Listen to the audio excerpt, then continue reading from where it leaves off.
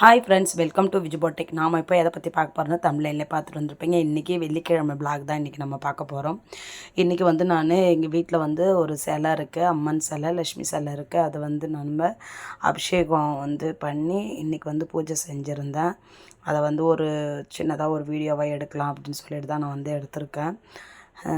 ப்ராப்பராக எனக்கு அபிஷேகம் எப்படி பண்ணுறதுன்னு தெரியல. நான் சந்தன அபிஷேகமும் ப்ளஸ் குங்குமம் அபிஷேகமும் அப்புறம் சாதா தண்ணி மூணு இதாக ஊற்றி நான் அபிஷேகம் பண்ணி அம்மாவுக்கு அபிஷேகம் பண்ணியிருந்தேன். எனக்கு சிம்பிளாக வீட்டில் தெரிஞ்சது எப்படியோ அப்படி தான் நான் பண்ணியிருந்தேன். பண்ணிவிட்டு அவங்களுக்கு மஞ்சள் குங்குமம் வச்சுட்டு அவங்களுக்கு புடவை கட்டி விட்டு பூவெல்லாம் வச்சு விட்டுட்டேன். பூவெல்லாம் வச்சு விட்டுட்டு அப்படியே பூஜை பண்ணுறதுக்கு என்னென்ன ரெடி பண்ணுமோ அது எல்லாமே நான் ரெடி பண்ணியிருந்தேன். இதுதான் நான் ரெகுலராக ரொட்டீனாக நான் செய்கிறது. வெள்ளிக்கிழமை ஆச்சுனாக்கா நான் ரொட்டீனாக செய்கிறது இதுதான். இந்த புடவை நானே தைச்சது, அம்மனுக்கோசமே நான் தைச்சது. இந்த மணி நானாக ரெடி பண்ணது, பெரிய மணி இது. அதை நான் சின்னதாக அழகாக அம்மாவுக்கோசம் ரெடி பண்ணது. வளையல் வாங்கிட்டு அம்மாவுக்கு கையில் போட்டு விட்ற மாதிரி நான் அதை போட்டு வச்சுருக்கேன். நம்ம வீட்டில் பூத்த பூ தான் அந்த அலரி பூவு. அம்மாவுக்கு ஒன்று விட்டு ஒரு நாள் பூவை பறித்து நான் வச்சுக்கிறது. சாமந்தியே வச்சுருப்பேன், ரெண்டுத்தையும் சேர்ந்தே நான் வச்சுப்பேன். இப்போ பாருங்கள், இதான் எங்களுடைய பூஜை அறை. வெள்ளிக்கிழமை பூஜை முடிஞ்சுது. முடிச்சுட்டு நான் இன்றைக்கி ப்ளவுஸ் தைக்கிறதுக்கு உட்காந்துட்டேன். இன்றைக்கி ஒரு டிசைனர் ப்ளவுஸ் தான் ஸ்டிச் பண்ணியிருந்தேன். இது ஒரு கஸ்டமருது. கைக்கும் நெக்குக்குமே டிசைன் கேட்டிருந்தாங்க. ஆனால் இவங்க கொடுத்த அந்த டிசைன்ஸுக்கு இந்த கலருக்கு சூஸ் பண்ணி பார்த்தாக்கா அந்த அளவுக்கு எடுக்கலை. அவங்க இந்த டிசைன் தான் வேணும் அப்படின்னு சொல்லிட்டு கேட்டிருந்தாங்க. சரி, ஓகே, கஸ்டமருடைய விருப்பம் தான் நம்மளுடைய விருப்பமும் இல்லையா? அப்போ நான் என்ன பண்ணியிருந்தேன்னா, ஷார்ட் ஸ்லீவில் பஃப் ஸ்லீவ் கேட்டிருந்தாங்க. சரி, ஓகேன்னு சொல்லிட்டு நான் பண்ணியிருந்தேன். இதில் ஃபுல் பார்ட்ரு வச்சோம் அப்படின்னா பஃப் கை துணி கம்மியாக இருக்கும். அதனால் பாதி பார்ட்ரு மட்டும் நான் அதில் வச்சுட்டு மீதி பார்ட்ரை நமக்கு வர மாதிரி நான் தைச்சிக்கிட்டேன். அடித்து திருப்பி தைச்சிட்டு படிமான தையல் போட்டேன் பாருங்கள்.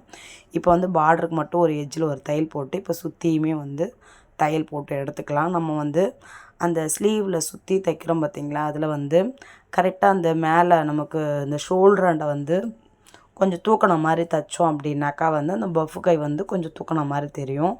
இவங்க எப்படி கேட்டிருந்தாங்க அப்படின்னா, பஃப் கை இருக்கணும், ஆனால் எனக்கு தூக்கின மாதிரிலாம் இருக்கக்கூடாது, நார்மலாக இருக்கணும் அப்படின்னு சொல்லிட்டு கேட்டிருந்தாங்க. அதனால் நம்ம அப்படியே வச்சு நம்ம ஸ்டிச் பண்ணி எடுத்துக்கிட்டோம். அவ்வளோதான். 2 ஸ்லீவுமே முடித்து எடுத்தாச்சு. முடித்து எடுத்துகிட்டு ஃப்ரண்ட் நெக்குமே நம்ம தைச்சி எடுத்துக்கிறோம் பாருங்கள். நம்ம அடித்து திருப்பி தைச்சிட்டு சுற்றியுமே நம்ம தைச்சி எடுத்துக்கிட்டோம். தைச்சி எடுத்துக்கிட்டு அதுக்கப்புறம் டாட் பிடிச்சி அதுக்கப்புறம் பட்டி பீஸில் வச்சு நம்ம ஃப்ரண்ட் பீஸுமே ரெடி பண்ணி எடுத்துக்கலாம் பாருங்கள்.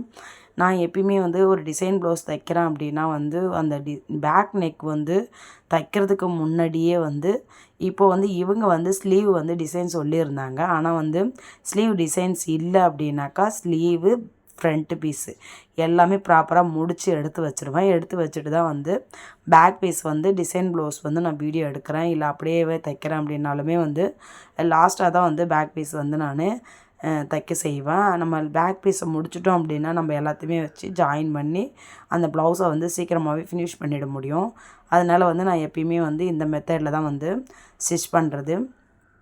அதே போல் பட்டி பீஸ் ஏற்றும்போது அந்த உள் பீஸ் வெளி பீஸ் வச்சு தைச்சோம் பார்த்திங்களா, அப்போ அந்த அர்க்காத் பண்ணி விட்டுட்டு தைச்சோம் அப்படின்னாக்கா உள்ளே நமக்கு அந்த ஷேப்பு நல்லா பெண்டாக வளைஞ்சி வரும். அதனால் நான் எப்பயுமே அந்த பட்டி பீஸ் தைக்கும்போது ஒரு 3 இடத்துல மட்டும் கட் பண்ணி விட்டுடுவேன். கட் பண்ணி விட்டுட்டு திருப்பி போட்டு படிமான தையல் தைச்சிட்டு நம்மளுடைய ஃப்ரண்ட் பீஸோடைய அளவு என்னவோ அந்த அளவில் சாப்பீஸில் மார்க்கிங் பண்ணி மடித்து நம்ம தைச்சி எடுத்துக்கலாம் பாருங்கள். இப்போ கொக்கி பீஸு காஜா பீஸ் நம்ம தைச்சி எடுத்துட்டோம் அப்படின்னா நமக்கு ஃப்ரண்ட் பீஸ் முடிஞ்சுது. அதுக்கப்புறம் நம்ம பேக் பீஸ் தான் தைக்கணும்.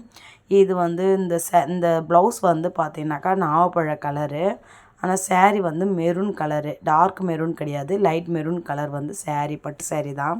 அவங்க ஒரு கல்யாணத்துக்கோசம் கட்டிக்கணும் அப்படின்னு சொல்லிட்டு தான் அவங்க கேட்டிருந்தாங்க. இது அம்மாவும் பொண்ணும் 2 பேருமே சேர்ந்து இதை கட்டிக்கிற மாதிரி தான் அவங்க கேட்டிருந்தாங்க.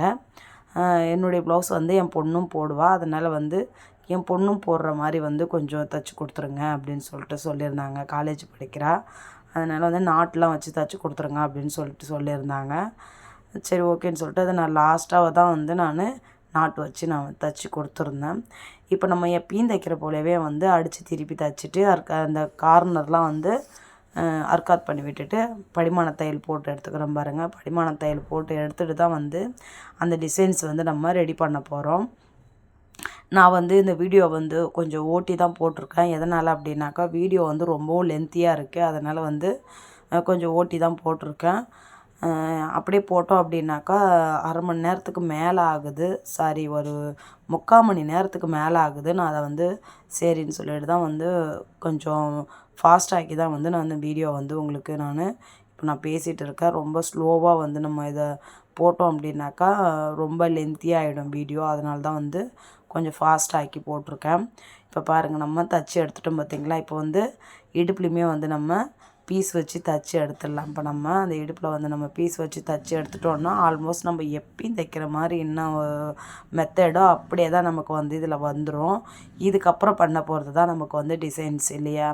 இதுக்கு வந்து ஒரு டார்க்கான கலரோ இல்லை வந்து ஒரு கோல்டன் கலர்லேயோ இருந்திருந்தது அப்படின்னாக்கா வந்து நல்லா வந்து இந்த டிசைன்ஸ் வந்து நல்லா எடுத்துருக்கும்.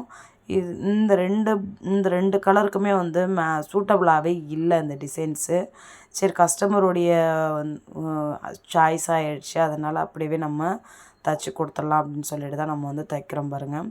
இப்போ வந்து நம்ம இது போல் தைச்சி எடுத்துகிட்டு பாருங்கள், அப்படியே நம்ம அந்த கார்னர்லேயே வந்து கட் பண்ணி விட்டுடலாம். இப்போ நம்ம வந்து 1 இன்ச்சு அளவுக்கு சாப்பீஸில் வந்து மார்க்கிங் பண்ணிக்கலாம். மார்க்கிங் பண்ணிவிட்டு இப்போ நம்ம என்ன பண்ண போகிறோம் அப்படின்னாக்கா அந்த பூ மாதிரி வளைவாக வரும் பார்த்திங்களா, அதுபோல் வந்து ஸ்கேலப் டிசைன் சொல்லுவோம் பார்த்திங்களா, அந்த டிசைன்ஸில் வந்து நான் நெக்குக்கு மட்டும் வரைஞ்சி எடுத்துக்கிட்டு ரெண்டுத்தையும் மேலே போட்டு அப்படி நம்ம வந்து அந்த சாப்பீஸால் மார்க்கிங் பண்ணது வந்து இந்தாண்ட பக்கமும் படிகிற மாதிரி வச்சு நான் ரெடி பண்ணி எடுத்துகிட்டு அது மேலே வந்து ஒரு தையல் போட்டு எடுத்துகிட்டு எக்ஸ்ட்ரா உள்ள பிசர் எல்லாத்தையுமே கட் பண்ணி எடுத்துக்கலாம் பாருங்கள். கட் பண்ணி எடுத்ததுக்கப்புறம் தான் வந்து இப்போ வந்து நம்ம இன்னும் மீதி இருக்கிற டிசைன்ஸ் எல்லாத்தையுமே வந்து ஃபினிஷ் பண்ண போகிறோம். பார்க்குறதுக்கு டிசைன்ஸ்லாம் வந்து ரொம்பவும் க்யூட்டாக நல்லா தான் இருந்தது. இந்த கலருக்கு தான் வந்து சூட்டபிள் ஆகலை, மற்றபடி வந்து டிசைன்ஸ்லாம் நல்லா தான் இருந்தது. இப்போ வந்து இந்த பார்டர் வந்து நான் கட் பண்ணி எடுத்துக்கிட்டேன். எதுக்கு அப்படின்னாக்கா நமக்கு வந்து இந்த சம்சா மாடலில் நம்ம தைப்போம் பார்த்திங்களா பூ மாதிரி, அதை வந்து நம்ம இப்போ தைச்சி எடுத்துக்க போகிறோம். அதனால தான் வந்து நான் தைச்சி எடுத்துக்கிட்டேன்.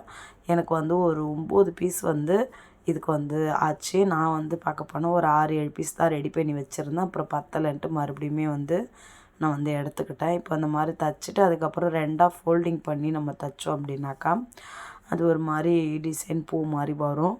இது போல் தான் நம்ம வந்து அந்த நெக்கு ஓரத்துலேயே வச்சு தைக்க போகிறோம் பாருங்கள். இப்போ நம்ம தைச்சி எடுத்துக்கிட்டோமா, இப்போ வந்து இதை நம்ம எப்படி தைக்க போகிறோம் அப்படின்றத பாருங்கள். இப்போ அந்த நெக்கோடைய எட்ஜிலே வச்சு அந்த கீழே அந்த வளைவு வருது பார்த்திங்களா, அங்கே மட்டும் அந்த டிசைன்ஸை வந்து வச்சு தைச்சிக்கலாம் பாருங்கள். இப்போ பாருங்கள், நான் வந்து அந்த பீஸ் வந்து பத்தலை அப்படின்றதுனால கட் பண்ணி நான் அப்படியே வச்சு ஸ்டிச் பண்ணுறேன் பாருங்கள். அவ்வளோதான், இப்போ முடிஞ்சிடுச்சு. இப்போ நம்ம எக்ஸ்ட்ரா உள்ள பிசுறு எல்லாத்தையுமே கட் பண்ணி எடுத்துகிட்டு இது மேலே வந்து நம்ம லேஸ் வச்சு ஸ்டிச் பண்ண போகிறோம் பாருங்கள். லேஸ் தான், இதுக்கப்புறம் வந்து லேஸ் தான் வச்சு நம்ம இது எல்லாத்தையுமே வந்து டிசைனை வந்து ஃபுல்ஃபில் பண்ண போகிறோம். இது போல் டிசைன் நீங்களும் ட்ரை பண்ணியிருக்கிறீங்களா அப்படின்ட்டு நீங்கள் கமெண்ட் பண்ணுங்கள். இது வந்து நான் நிறைய வாட்டி வந்து இந்த டிசைன் வந்து தைச்சிருக்கேன். ஆனால் வந்து நம்ம கலர் வந்து கரெக்டாக வந்து சூஸ் பண்ணணும். எந்த ஒரு டிசைன் வந்து ப்ளவுஸ் தைக்கணும் அப்படின்னாலுமே வந்து கலர் வந்து எப்பயுமே வந்து நல்லா டார்க்கான கலரு, அது நல்லா பளிச்சுன்னு இருக்கிற மாதிரி இந்த கலருக்கு டிசைன் ப்ளவுஸ் தைச்சா நல்லாயிருக்கும் அப்படின்ற மாதிரி சாரீங்களுக்கு மட்டும்தான் டிசைன் ப்ளவுஸ் தைங்க. இது போல் டல்லாக இருக்கிற கலர்ஸுக்கெலாம் வந்து டிசைன் ப்ளவுஸ் தைக்கணுன்றதே கிடையாது. நீங்கள் வெறும் லேஸ் மட்டும் வச்சு ஸ்டிச் பண்ணிவிட்டு பக்கத்தில் வந்து அந்த கல் லேஸ் இருக்குது பார்த்திங்களா, அதை வச்சு ஸ்டிச் பண்ணால் கூட நல்லா தான் இருக்கும். அதுபோலேயும் நீங்கள் ஸ்டிச் பண்ணலாம். இந்த டிசைன் அவங்க கேட்டிருந்தாங்க, இந்த சேரீயில் தான் வேணும்னு கேட்டிருந்தாங்க. சரி ஓகேன்ட்டு அவங்களுக்கு நான் பண்ணி கொடுத்துருந்தேன்.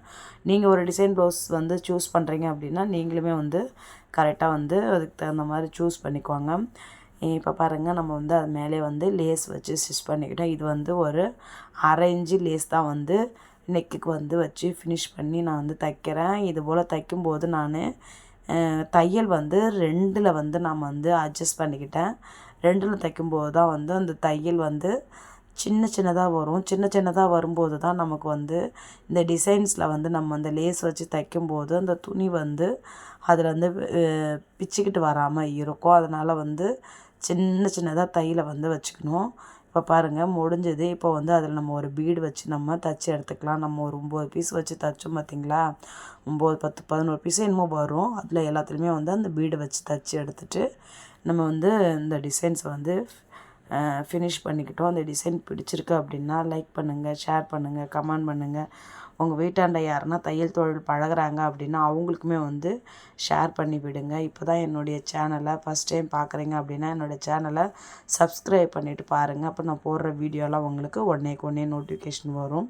இப்போ பாருங்கள், நம்ம ப்ளவுஸ் வந்து நம்ம ரெடி பண்ணி வச்சுருந்தோம் பார்த்திங்களா, அது எல்லாமே வந்து இப்போ வந்து அப்படியே ஃபினிஷ் பண்ணிக்கலாம். பாருங்கள், ஷோல்டர் ஜாயின் பண்ணிக்கிட்டேன். ஃபிசர் தெரியாமல் ஜாயின் பண்ணிவிட்டு ஸ்லீவை வச்சு ஜாயின் பண்ணிட்டோம் அப்படின்னாக்கா நமக்கு வந்து ப்ளவுஸ் வந்து சீக்கிரம் முடிஞ்சிடும் இல்லையா. இப்போ இவ்வளோ தான் நமக்கு ப்ளவுஸ் வந்து ரொம்பவும் ஈஸியாக வந்து முடிச்சுக்கலாம். டிசைன் ப்ளவுஸை பொறுத்த வரைக்கும் எப்பயுமே வந்து ஸ்லீவும் ஃப்ரண்ட் பீஸும் முடிச்சு வச்சுடுங்க. முடிச்சு வச்சதுக்கப்புறம் நீங்கள் பேக் பீஸ் எடுத்தீங்க அப்படின்னா உங்களுக்கு வந்து ப்ளவுஸ் வந்து சீக்கிரம் முடியும். இந்த மாதிரி மெத்தடில் தான் நான் வந்து ஸ்டிச் பண்ணுறேன். நீங்களாம் எந்த மாதிரி மெத்தடில் வந்து ஸ்டிச் பண்ணுறீங்க அப்படின்றதுமே எனக்கு நீங்கள் கமெண்ட் பண்ணுங்கள். இன்றைக்கி வந்து வெள்ளிக்கிழமை அப்படின்றதுனால எனக்கு வந்து கொஞ்சம் டைம் வந்து வீட்டு வேலையிலே வந்து எக்ஸஸாக போயிடுச்சு. அதனால் வந்து எனக்கு மிஷினில் வந்து உட்காரத்துக்கு கொஞ்சம் டைம் வந்து எக்ஸஸாகவே போயிடுச்சு. அப்போது வந்து இதுக்கப்புறம் நம்ம வந்து இந்த டிசைன் ப்ளவுஸை தைச்சிட்டு அதுக்கப்புறம் மீதி உள்ள டைமில் வந்து இன்னும் நான் 5 சாதா ப்ளவுஸ் தைக்க வேண்டியது இருக்குது, 2 லைனிங் ப்ளவுஸ் தைக்க வேண்டியது இருக்குது. இன்றைக்கி நான் அதை முடித்து எடுத்து வச்சுட்டு தான் அடுத்த வேலையை நான் வந்து பார்க்கணும். இப்போ பாருங்கள், இந்த ப்ளவுஸ் வந்து முடிஞ்சிடுச்சு. பாருங்கள், இந்த ஸ்லீவுமே வந்து முடிச்சிட்டோம் அப்படின்னா ப்ளவுஸ் வந்து முடிஞ்சுது. இது போல் டிசைன்ஸ்லாம் நீங்களாம் யாரெல்லாம் ட்ரை பண்ணியிருக்கிறீங்க, உங்களுக்கு இது ஈஸியாக இருக்கா அப்படின்றதுமே கமெண்ட் பண்ணுங்கள். இன்னும் ஈஸியான டிசைன்ஸ் எல்லாமே உங்களுக்கு வந்து ஸ்டெப் பை ஸ்டெப்பாக வந்து உங்களுக்கு நான் அடுத்தடுத்த வீடியோவில் வந்து உங்களுக்கு நான் போடுறேன். இந்த வீடியோ பிடிச்சிருக்கு அப்படின்னா லைக் பண்ணுங்கள், ஷேர் பண்ணுங்கள், கமெண்ட் பண்ணுங்கள். உங்கள் வீட்டாண்ட யாருன்னா தையல் தொழில் பழகுறாங்க அப்படின்னா அவங்களுக்குமே ஷேர் பண்ணி விடுங்க. Bye friends.